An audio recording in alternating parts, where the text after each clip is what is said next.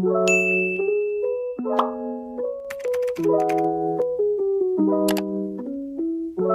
nurses, Nurse here. I'm a dialysis nurse here in the US and welcome back to my channel where I upload videos all about dialysis and my journey as an immigrant nurse here in the US. We started last week with one staff short that continued for another day, but what amazed me was that it wasn't really as stressful as before. I don't know if it was mainly because of the staff who came in sick, or maybe the clinic is now more prepared. We are going to find that out in today's video. So if you're ready, hit that like button, smash the subscribe button, and hit that bell icon for a new video every week as I take you with me in discovering nursing career. To guide you throughout this video, I'm going to put some timestamps below that redirects you straight to the topic that you are looking for. But before anything else, just a disclaimer, everything in this video is based on my own experience and not intended and shall not be understood and construed as professional advice. Ideally, the PCT to patient ratio is 1:4. So in our 18-chair dialysis clinic, there should be at least 4 PCTs on duty.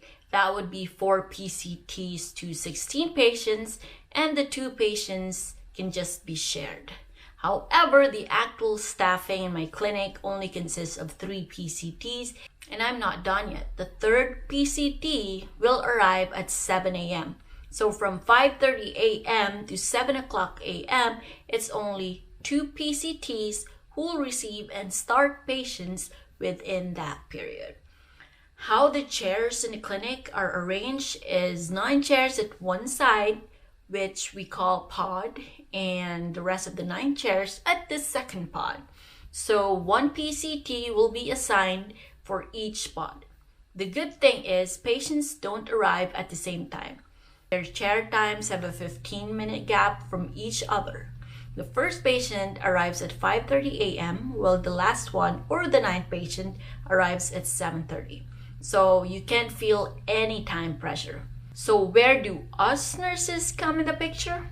Knowing that 2 PCTs will be at one pod, so it is in the second pod where the PCT nurse tandem happens. So the second pod's chair time gap is not really as close as that from the other pod. What I do, I prepare all medications for the first shift, administer those, and do assessment and help once it's 7 a.m. At the same time, the second PCT of the other side arrives. I usually start 1 to 2 patients. My partner PCT takes the break first at around 8 o'clock to 8:30 a.m. So while waiting, I start preparing medications for the second shift because after I come back from break, the real game begins, the turnover. For an MWF shift, a second nurse arrives at 10 a.m. So by then, the workload's easier. It's then gonna be 1 PCT, 2 nurses tandem. We both help put on and take off patients while doing assessment and medication administration as well. However, for a TTS shift, it's only going to be 3 PCTs, 1 nurse for the whole day. But the number of patients is lesser. It's usually 17 patients for the first shift and 13 patients for the second shift. We're short-staffed, obviously, but it's manageable and definitely way better than from the other clinic I've been to. But what happens if you run 1 staff short? We're already running the clinic crippled by the actual daily staffing we have, but with the help of crutches, the nurses, it's manageable. But with 1 staff short, it's like taking 1 crutch away, so the clinic can still function, but at a slower pace and definitely more stressful. Like how you walk from 2 crutches and shifting to 1 crutch, that's painful AF. Call-outs are tolerable if it seldom happens. It will just be one of the bad days, but if it happens every now and then and no effort is done to resolve it, that could lead to a breaking point. And oh, it did. One PCT submitted a resignation letter and one nurse resigned in 2 weeks' notice. So imagine hearing it and you received a text asking you to call in on your day off. Well, I was too carried away with the situation and honestly replied, "I'm tired, blah, blah," and added, "I don't think I can continue anymore." I feel relieved actually to let that out, but then you got a reply, "Okay," with an exclamation mark. How frustrating and disappointing. But the next day, we were all gathered and talked one by one. It was a heart-to-heart talk, or maybe like taking back the reply, "Okay," exclamation point, and changing it to "I need you." Oh, how touching.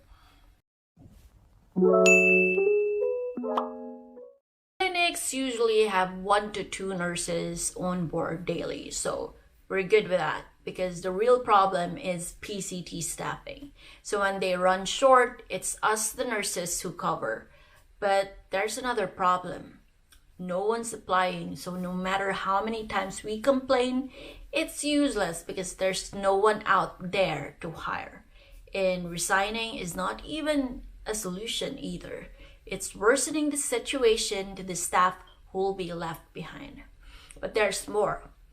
When new hires arrive, it takes 1 to 2 months before they are completely on board. And you're lucky if one of them survives after training, because the work environment also plays a role. And if all of you keep on complaining, voicing out your resignation while the new hires are around, don't even expect your situation will get any better. I, for one, can attest that even if it's just one staff member doing that, it can deeply affect the whole team. That is how the power of mind works. Whatever is inculcated to it will be the very thing that controls you. So if you always hear the word pissed, stressed, resign, what else will you expect? So when the very staff resigned, everything became quiet and kind of peaceful. The staff shortage is still there, but minus the negativity. It was just all about understanding the situation and helping each other, whatever it takes. Teamwork, as we call it. And we didn't even notice that just this month, we're back to normal staffing. 4 PCTs.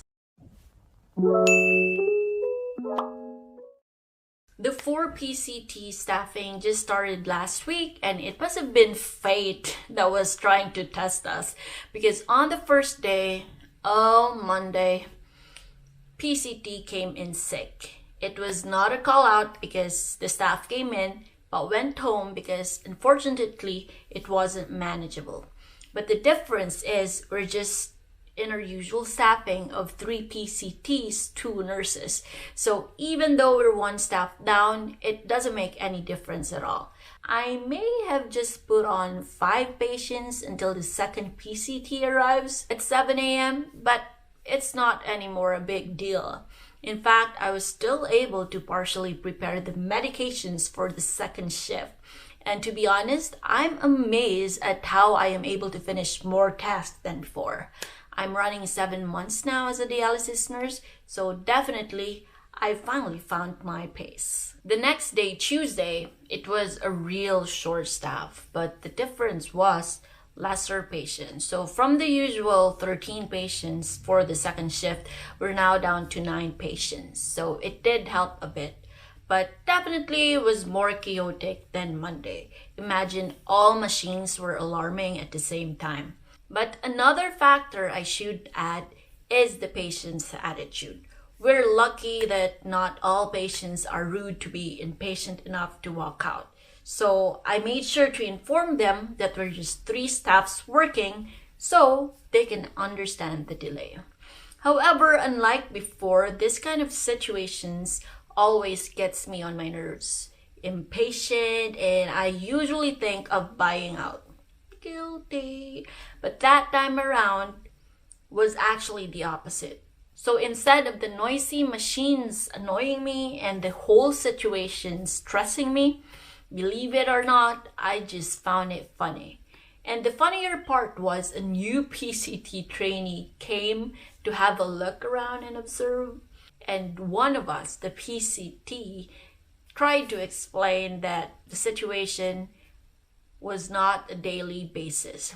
There was never any negativity at all to start. And everyone understood the situation, just like what I mentioned earlier. And this changes everything. My perspective at work.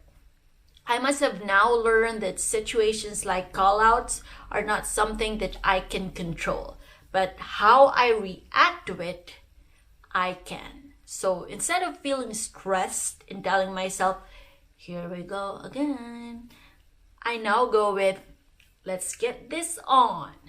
How you start your day will definitely affect the outcome of it, which might be the reason why I found Tuesday short staffing funny, because even the day begins, I already find it funny thinking how the day would turn out with the staff I'll be working with. That's it. Hope you enjoyed listening and learned something from this video. If yes, don't forget to click like, leave a comment for some video suggestion, and of course, subscribe to my channel. Thanks for watching and see you next video.